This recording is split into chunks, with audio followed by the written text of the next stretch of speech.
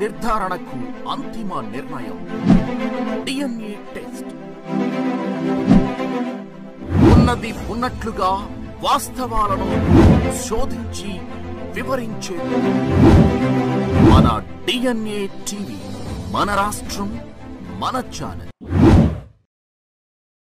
నమస్కారం, DNA news కి స్వాగతం. ముందుగా ముఖ్యాంశాలు.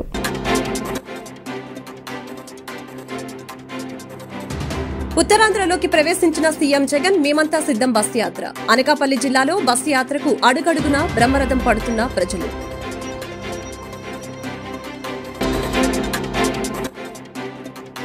ఏపీని పేదరికం లేని రాష్ట్రంగా మార్చేందుకు కృషి చేస్తానన్న టీడీపీ అధినేత చంద్రబాబు. జగన్ పాలనలో కుంభకోణాలు తప్ప ఏమీ లేవన్న టీడీపీ అధినేత. లోకేష్ కోసం మంగళగిరి నియోజకవర్గంలో నారా బ్రాహ్మణి ఎన్నికల ప్రచారం. మంగళగిరిలో వివిధ వర్గాల ప్రజలను కలిసిన నారా బ్రాహ్మణి. మాదిగల ఆర్థిక అభివృద్ధికి కృషి చేస్తానన్న పశ్చిమ ఎమ్మెల్యే అభ్యర్థి సుజనా చౌదరి. అణగారిన వర్గాల అభ్యున్నతికి కృషి చేయటమే బీజేపీ ముఖ్య ఉద్దేశమని వ్యాఖ్య. కాషాయ రంగులో దూరదర్శన్ లోగో వివాదం రేపుతున్న కొత్త కలర్. మేమంతా సిద్ధం బస్సు యాత్ర ఉత్తరాంధ్రలోకి ప్రవేశించింది. ఉమ్మడి విశాఖ జిల్లా ప్రస్తుత అనకాపల్లి జిల్లాలో బస్సు యాత్రకు ప్రజలు అడుగడుగున బ్రహ్మరథం పడుతున్నారు. మళ్లీ జగనే సీఎం కావాలంటూ జనం ముక్త కంఠంతో చెబుతూ ఉన్నారు.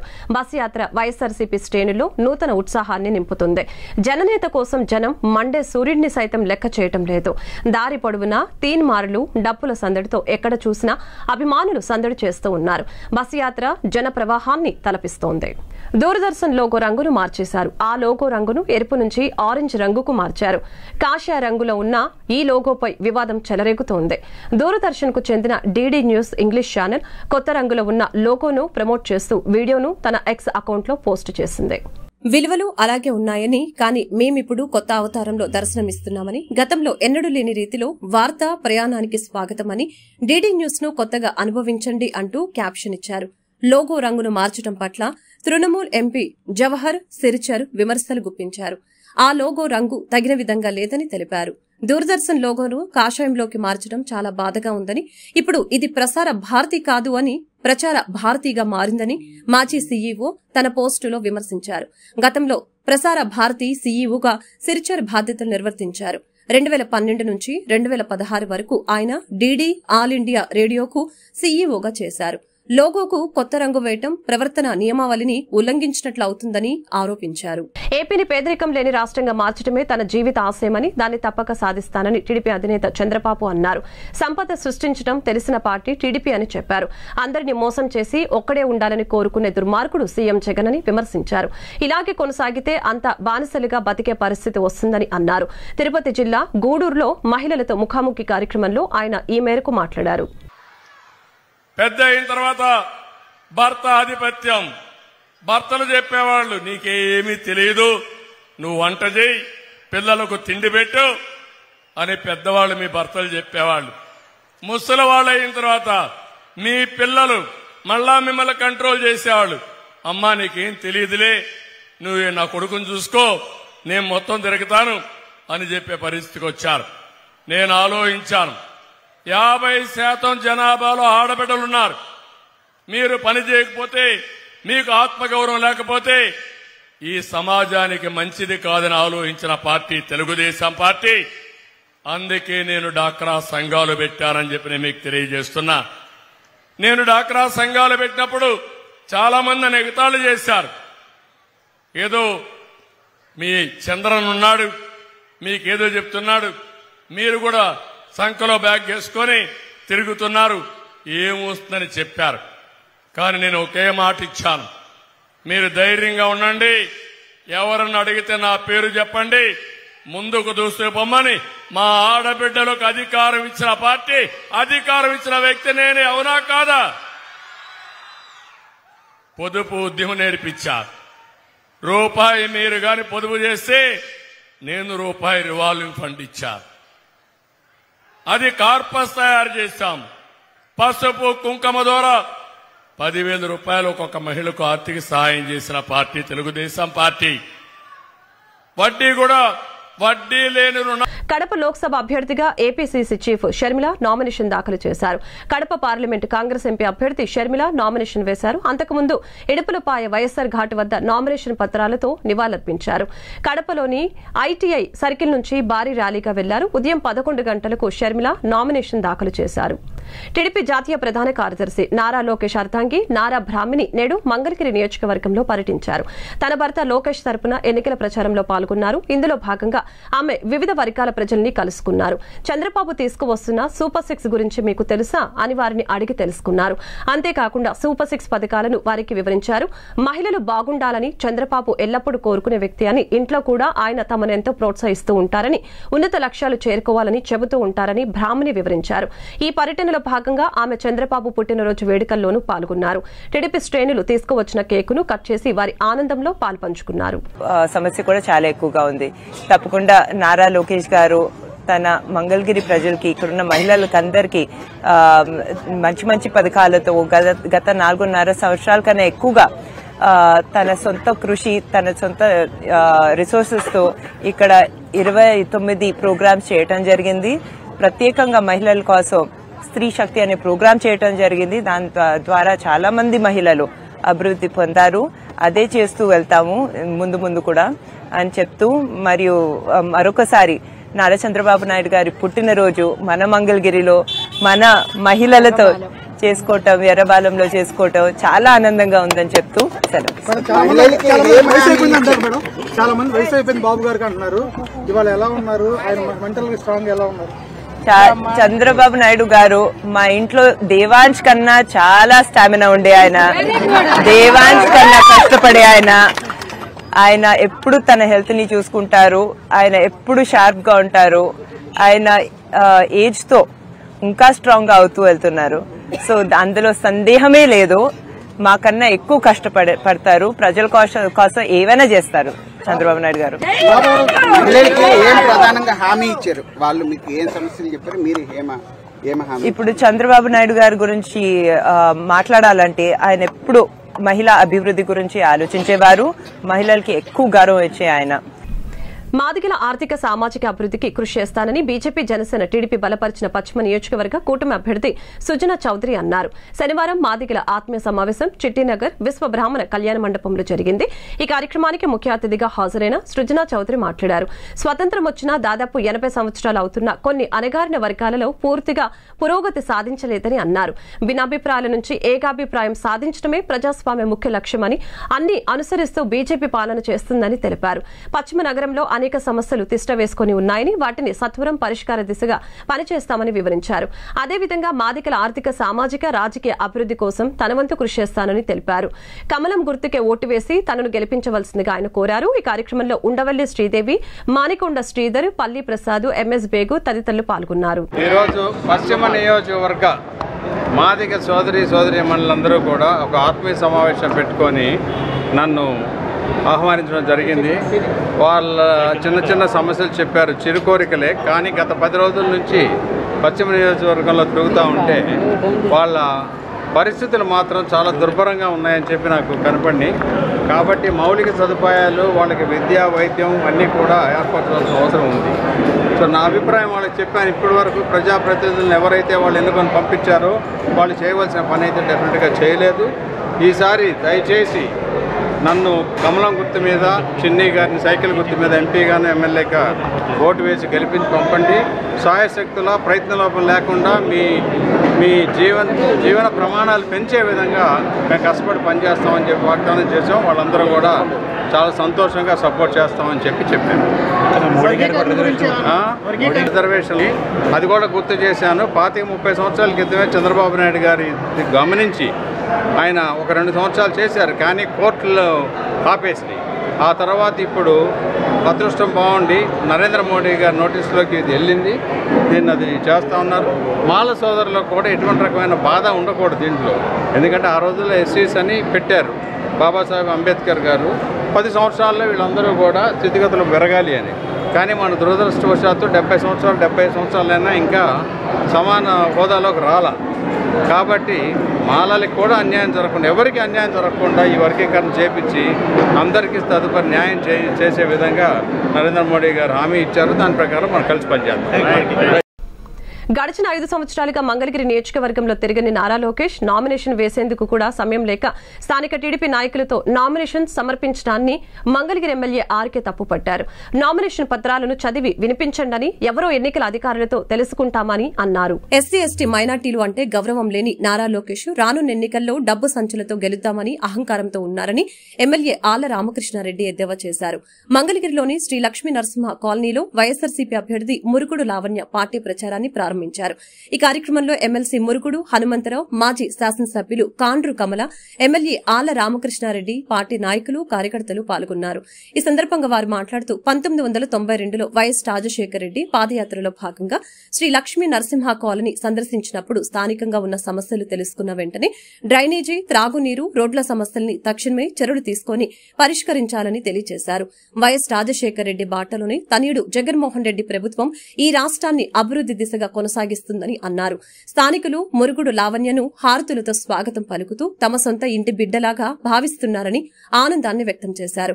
జగన్మోహన్ రెడ్డి ప్రవేశపెట్టిన సంక్షేమ పథకాలే రానున్న ఎన్నికల్లో మురుగుడు లావణ్య మంగళగిరి నియోజకవర్గంలో అత్యధిక మెజారిటీతో గెలవబోతుందని ధీమా వ్యక్తం చేశారు. మంగళగిరి లక్ష్మీ నరసింహస్వామి కాలనీలో ఇంటింటికి తిరుగుతూ వైఎస్ఆర్ కాంగ్రెస్ పార్టీ అభ్యర్థిని శ్రీమతి మురుగుడు లావణ్య గారు, స్థానిక పెద్దలందరూ కూడా జగన్మోహన్ రెడ్డి గారికి ఈ 5 సంవత్సరాలు ఆయన మన కుటుంబాలకి, మన కుటుంబాలు ఆయనకి ఎలా అండగా ఉన్నాయో తిరిగి రాబోయే 5 ఏళ్ళు కూడా అదేవిధంగా అండగా ఉండాలి అనే దాన్ని వివరిస్తూ ఇవాళ ప్రచారం నిర్వహిస్తూ ఉన్నారు. ప్రజల నుంచి భారీ స్పందన వస్తూ ఉంది. ఇక్కడ ఒక విషయం నేను మరీ ముఖ్యంగా చెప్పదలుచుకున్న మీడియా ద్వారా ప్రజలకి, నిన్న ఇవాళ మీడియా ద్వారా పత్రికల ద్వారా తెలుసుకున్నాం, నారా చంద్రబాబు నాయుడు గారి నామినేషన్కి ఆయన శ్రీమతి గారైనటువంటి శ్రీమతి నారా భువనేశ్వర్ గారు వెళ్ళి ఆమె స్వయంగా పాల్గొని నామినేషన్ వేశారని చెప్పి చూసాం, విన్నాం. అదేవిధంగా బాలకృష్ణ గారు హిందూపురంలో ఆయన స్వయంగా వెళ్ళి నామినేషన్ వేశాడు.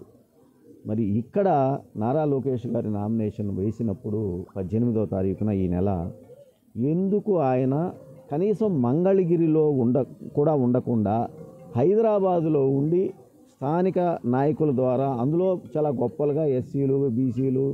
ఈరోజు 22వ వార్డు లక్ష్మీ నరసింహస్వామి కాలనీలో, స్వామివారి కాలనీలో మరి ప్రచారం చేస్తున్నాము. ప్రచారం చాలా బాగా జరుగుతుంది. ఇక్కడ ప్రజలు కూడా మీ అమ్మగారి హయాంలో మాకు ఇన్ఫ్రాస్ట్రక్చర్, రోడ్లు కానివ్వండి, కాలువలు కానివ్వండి, వాటర్ కానివ్వండి అన్నీ బాగా వచ్చినాయి అమ్మ అని చెప్తున్నారు. గుర్తుపెట్టుకొని మరి మీ కుటుంబ సభ్యులకే మేము అండగా ఉంటామని చెప్పి మాకు చెప్తున్నారు. ఇదివరకైతే కాళ్ళ లోతున నీళ్లు ఉండేయంట. ఈ ఏరియాకి వచ్చినప్పుడు చాలా ఇబ్బందులు పడ్డాము. పాములు కానీ, బురద కానీ బాగా ఎక్కువ ఉన్నదమ్మా. మరి అమ్మ చైర్మన్గా చేసినప్పుడు అయితే బాగా మాకు కోఆపరేట్ చేసింది అని మాకు అది ఇట్లా గుర్తు చేస్తున్నారు. నేను కూడా వాళ్ళకి ఇదివరకు మా కుటుంబ సభ్యులు ఎలా అయితే అందుబాటులో ఉన్నారో ఈ కాలనీ సభ్యులకి నేను కూడా అలాగే అందుబాటులో ఉంటాను. ఇక్కడ స్థానికంగా ఉంటాను. ఏ సమస్యనైనా ఖచ్చితంగా నేను మీ కుటుంబ సభ్యురాల్లాగా పరిష్కరిస్తాను అని వాళ్ళకి తెలియజేస్తున్నాను. అలాగే జగనన్న అందించే సంక్షేమ పథకాలు కూడా ఇక్కడ వాళ్ళకి బాగా అందుతున్నాయి. పేదలు కూడా ఉన్నారు ఇక్కడ, వాళ్ళందరికీ పెన్షన్లు కానివ్వండి, ఇంకా పథకాలు కూడా బాగా అందుతున్నాయి. వాళ్ళందరినీ నేను మరి ఫ్యాన్ గుర్తుకు ఓటు వేసి నన్ను గెలిపించమని రిక్వెస్ట్ చేస్తున్నాను. ఎమ్మెల్యే అభ్యర్థిగా పోటీ చేసే నన్ను, అలాగే కిల్లార్ రోసయ్య గారిని, ఇద్దరిని ఫ్యాన్ గుర్తు మీద ఓటు వేసి గెలిపించాల్సిందిగా వారిని కోరుకుంటున్నాను. గుంటూరు పశ్చిమ నియోజకవర్గ టీడీపీ అభ్యర్థి శ్రీమతి గల్లా మాధవి కార్యాలయంలో టీడీపీ జాతీయ అధ్యక్షులు మాన్యశ్రీ నారా చంద్రబాబు నాయుడు జన్మదిన వేడుకలు ఘనంగా నిర్వహించారు.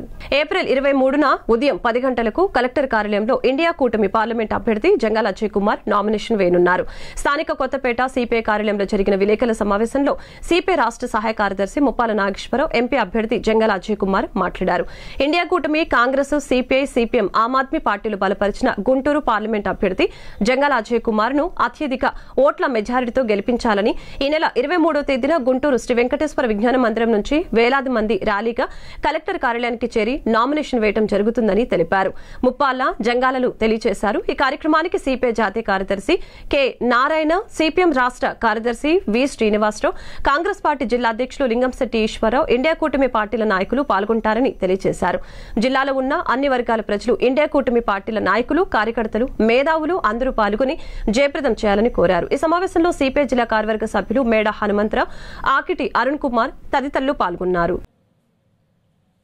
యావత్ భారతదేశం 18వ లోక్సభ ఎన్నికలకి, మన రాష్ట్రం శాసనసభ ఎన్నికలకు కూడా సమాయత్తమైంది.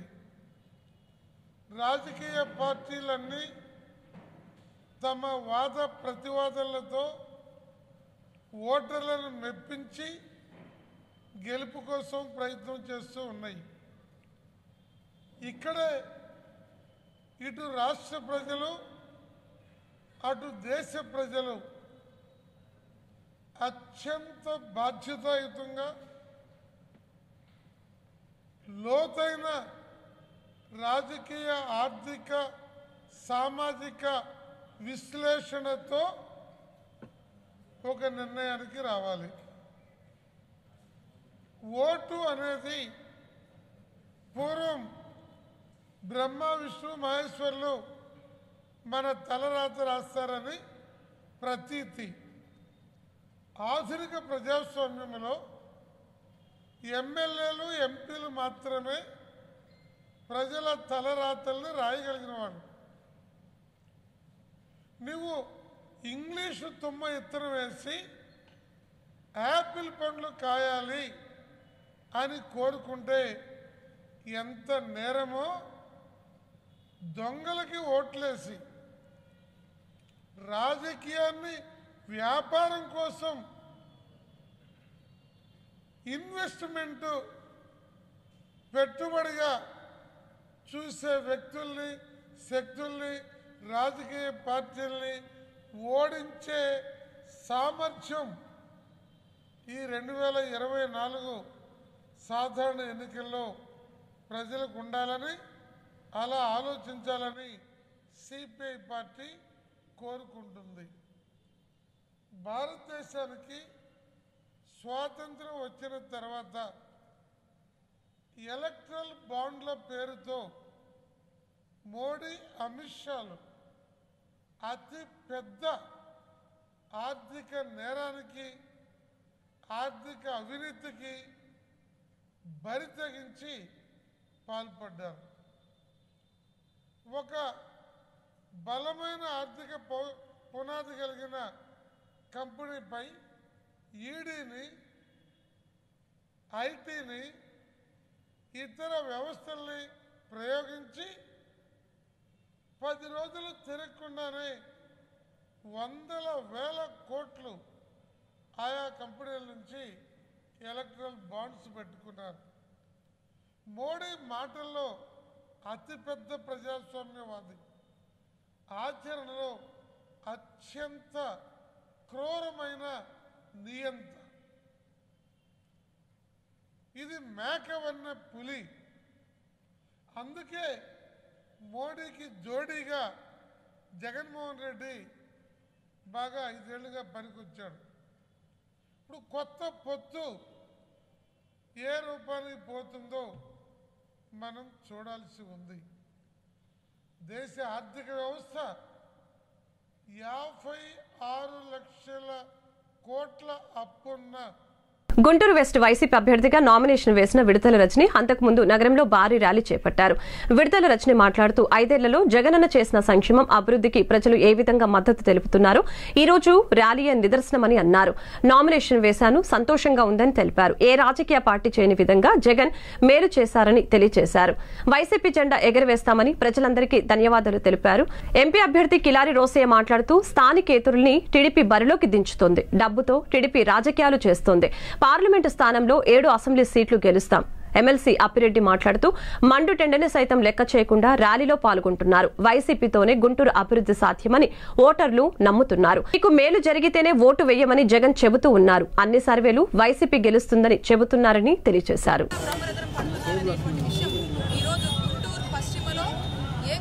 ప్రజలు తరలివచ్చి మద్దతు తెలుపుతున్నారు.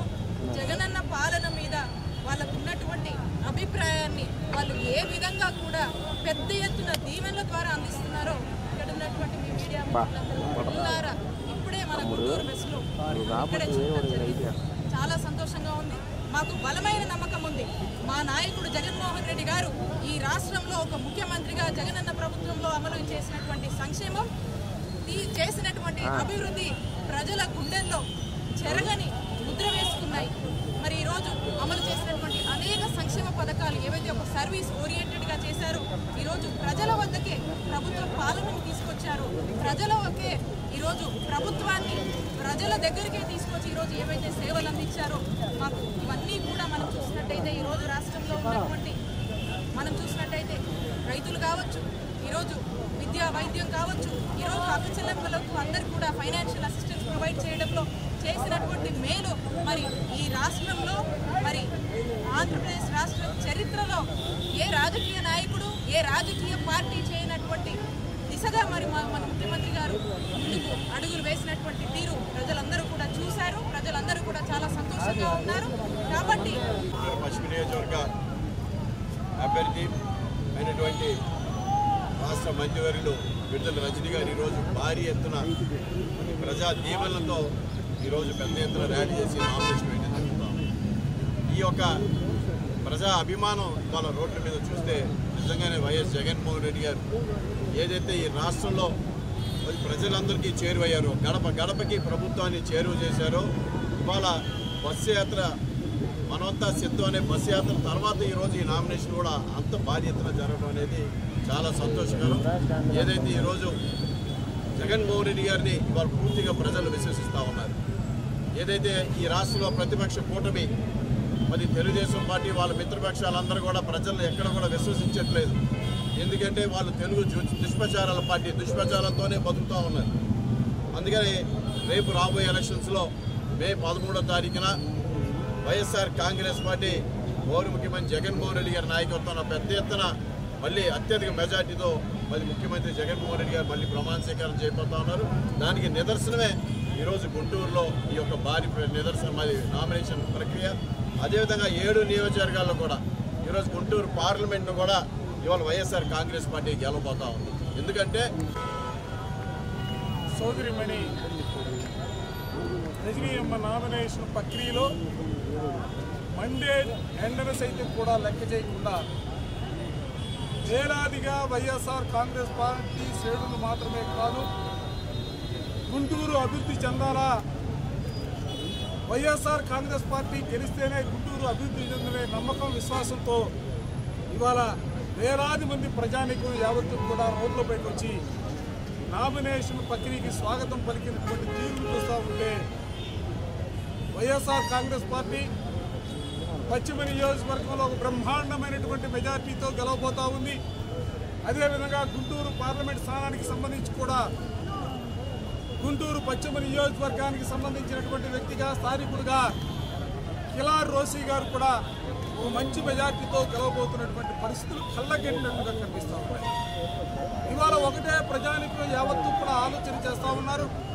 ఎందుకంటే ఒక పక్క 5 సంవత్సరాల పాటు ముఖ్యమంత్రిగా పనిచేసినటువంటి గౌరవ ముఖ్యమంత్రి మా ప్రీతమ నాయకుడు జగన్మోహన్ రెడ్డి గారు ఒకే ఒక మాట చెప్తా ఉన్నారు. వైసీపీ గెలుపు కోసం కృషి చేస్తానని మైనంపాటి జగదీష్ నరేంద్రలు పేర్కొన్నారు. కావలి వైఎస్ఆర్సీపీ ఎమ్మెల్యే అభ్యర్థి రామిరెడ్డి ప్రతాప్ కుమార్ రెడ్డి మంచి మనసున్న వ్యక్తి అని, వైసీపీ పథకాలు మమ్మల్ని ఆకర్షించాయని, అందుకే వైఎస్ఆర్సీపీ పార్టీలో చేరామని తెలుగుదేశం పార్టీ సీనియర్ నాయకులు మైనంపాటి జగదీష్ నరేంద్రలు చెప్పారు. శనివారం స్థానిక ఎమ్మెల్యే రామిరెడ్డి ప్రతాప్ కుమార్ రెడ్డి నివాసంలో వైసీపీ నేత వేముల చెన్నకేశవ నాయుడు ఆధ్వర్యంలో 11వ వార్డు నుంచి 220 కుటుంబాలు, 29వ వార్డులో నుంచి 180 కుటుంబాలు వైఎస్ఆర్సీపీ తీర్థం పుచ్చుకున్నాయి. ఈ కార్యక్రమంలో వైసీపీ పట్టణ అధ్యక్షులు కేతిరెడ్డి శివకుమార్ రెడ్డి, వేముల చెన్నకేశవుల నాయుడు, గంధం ప్రసన్న ఆంజనేయులు, చేవూరు కిరణ్, షాహుల్, పరుసు మాల్యాద్రి, అన్నపూర్ణ, శ్రీను, ద్రోణాదుల వెంకట్రావులు పాల్గొన్నారు. ఈరోజు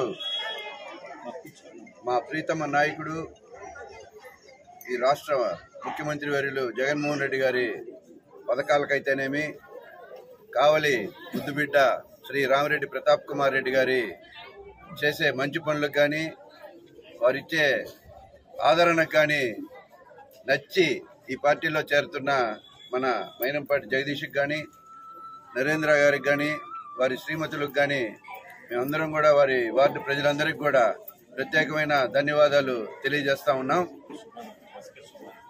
ఎస్కే సుబానీ గారు కూడా మా పార్టీలో 9వ వార్డు నుంచి మా పార్టీలో చేరడం నిజంగా ఈ రోజంతా చాలా సంతోషకరమైన విషయం.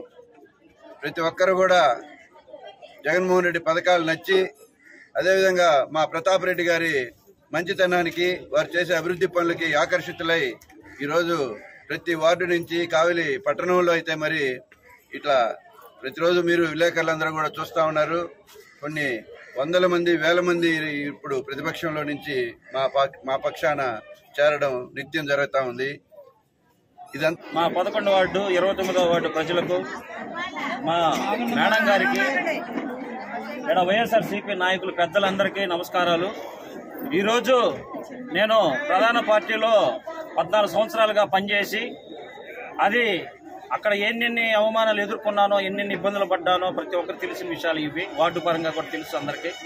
అయితే నేను జగనన్న పథకాలు,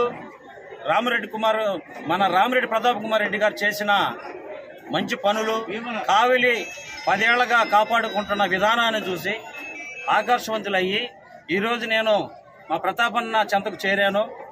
గతంలో నాకు ఇది టౌల్ వేశారు, నేను అయినా నన్ను మళ్ళీ ప్రేమగా పిలుచుకున్నాను. ఈరోజు మళ్ళీ నన్ను సొంత గుట్టిగా చేర్చుకున్న సంతోషం ఈరోజు నాకు కలిగింది. నా వార్డు ప్రజలతో సగౌరవంగా ఈరోజు వచ్చి నేను మా ప్రతాపన్న కాడికి చేరాను. చాలా సంతోషంగా ఉంది.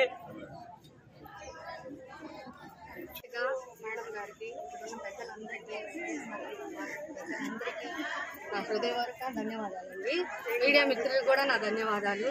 ఈ దినాన నేను తెలుగుదేశం పార్టీలో పోటీ చేసి 11వ వార్డులో నేను ఎంత ఆర్థికంగా కానీ మామూలు ప్రజలు నన్ను పెట్టిన కష్టాలైతే టీడీపీ నాయకులు నిజంగా నా వార్డు ప్రజలకి తెలుసండి.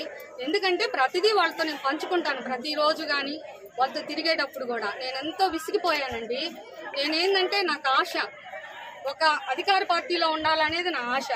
చిన్న మిస్టేక్ వల్ల పెద్దలు ప్రేమతో నాకు టవలేసినప్పుడు నేను ఏ డిసిషన్ తీసుకోవాలో తెలియలేదు, అర్థం కాలేదు. అందువల్ల వచ్చే మాట్లాడి సమాధానం చెప్పలేక పక్కకి వెళ్ళిపోయాను.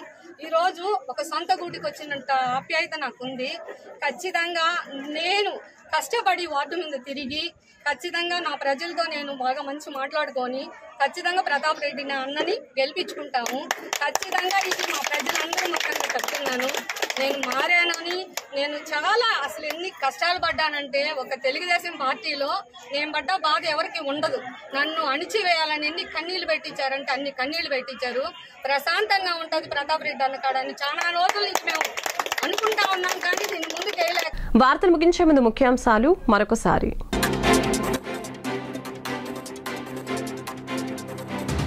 ఉత్తరాంధ్రలోకి ప్రవేశించిన సీఎం జగన్ మేమంతా సిద్ధం బస్ యాత్ర. అనకాపల్లి జిల్లాలో బస్ యాత్రకు అడుగడుగునా బ్రహ్మరథం పడుతున్న ప్రజలు.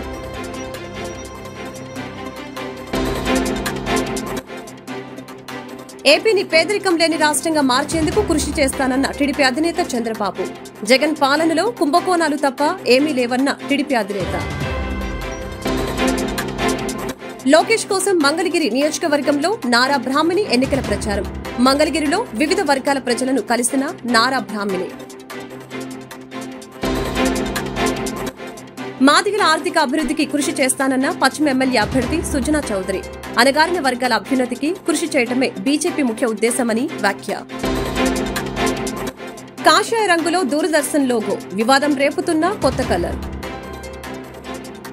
ఈ వార్తలు ఇంతటితో సమాప్తం. మరొక బులెటిన్లో మళ్ళీ కలుద్దాం. నమస్కారం. నిజ నిర్ధారణకు అంతిమ నిర్ణయం డిఎన్ఏ టెస్ట్. ఉన్నది ఉన్నట్లుగా వాస్తవాలను శోధించి వివరించే మన డిఎన్ఏ టీవీ, మన రాష్ట్రం, మన ఛానల్.